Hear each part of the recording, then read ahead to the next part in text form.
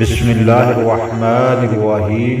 انفومر channel کے محترم ناظرین، السلام علیکم ورحمۃ اللہ وبرکاتہ۔ ناظرین، آج ہم آپ کے ساتھ حضرت غوث اعظم سرکار رحمۃ اللہ علیہ کی ایک اور کرامت آپ سے شیئر کرتے ہیں۔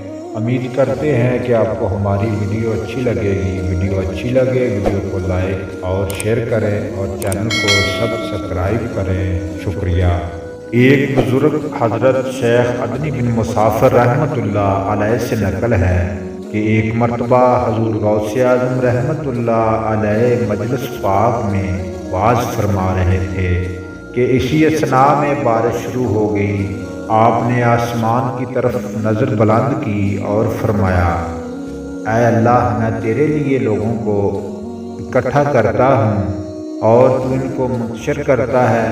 آپ نے ابھی یہ بات فرمائی ہی تھی کہ بارش آپ کے مدرسہ پر برسنا بند ہو گئی اور صرف مدرسہ کے ارد گرد ہی برستی رہی۔ ایک مرتبہ دریائے دجلہ میں شدید طغیانی آ گئی اور اہل بغداد کو یہ خطرہ لاحق ہو گیا کہ کہیں وہ اس طغیانی کی وجہ سے غرق نہ ہو جائیں۔ چنانچہ کچھ لوگ اکٹھے ہو کر آپ کی خدمت اقدس میں حاضر ہوئے اور آپ سے التجا کی کہ آپ اس سلسلہ میں ان کی مدد فرمائیں۔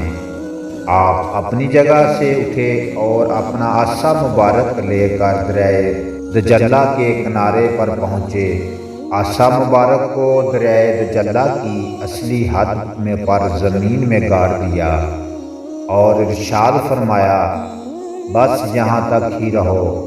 آپ کا یہ فرمانا تھا کہ دریائے دجلہ کی طغیانی اسی وقت کم ہونا شروع ہو گئی اور اس میں سے پانی کم ہو کر اپنی اصلی حالت پر آ کر پرسکون ہو گیا۔